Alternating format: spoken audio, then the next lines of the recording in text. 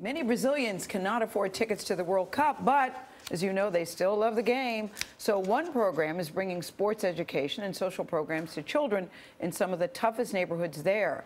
Elaine Quijano met a man who's helping a group of kids with big dreams.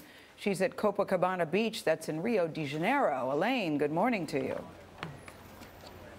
Good morning. Well, Brazil is obsessed with soccer, and being here, you can really feel that excitement around the World Cup. But soccer is more than just a national pastime. For some kids in one community that we visited, it's also about instilling the right values. In the poor neighborhood of Vidigal, not far from Rio's World Cup stadium, these boys have their sights set on a goal. How many of you dream about being a famous soccer player when you're grown up? I want to have a lot of fans. I want to have a nice house, says one young player. Paulo Bento understands that passion. He runs an after-school program which reaches out to kids through soccer. Futebol no Brasil é tudo. It's everything, he says. The children love soccer. They breathe soccer. Soccer for them is everything.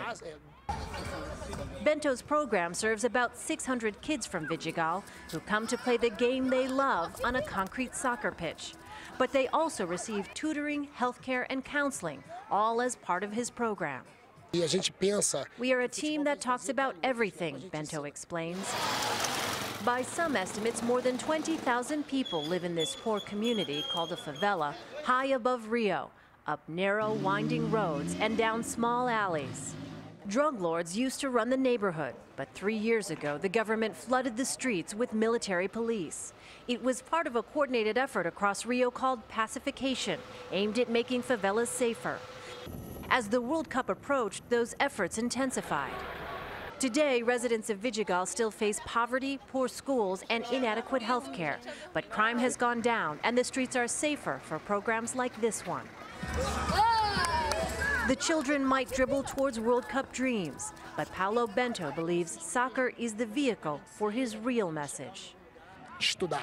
Study, study, he says. It is easier for you to get somewhere by studying than by playing soccer. Paulo Bento was born and raised in Vidigal. He started his program back in 1988. It used to be run entirely by volunteers, but is now funded by the city of Rio. Nora? All right, Elaine, thank you. It's a good story. Really good. So even they get caught up in the World Cup. I'm amazed at how big this game is, except in this country. People love Most popular soccer. sport internationally in the world. In the world, absolutely.